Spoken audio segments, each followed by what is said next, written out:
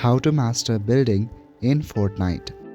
Hello everyone, in this video I'm gonna explain to you how you can master building in Fortnite.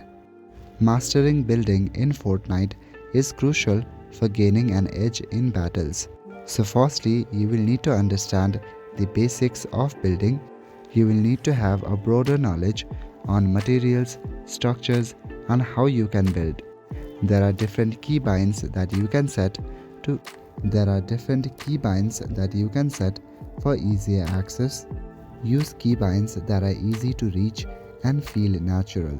Assign walls, ramps, floors, and cones to keys like Q, E, F, or mouse slide buttons.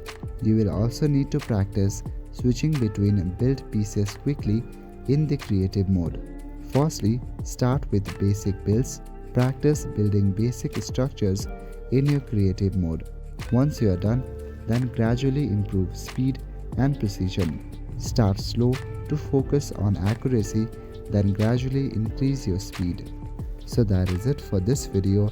I will see you in the next one. Thank you.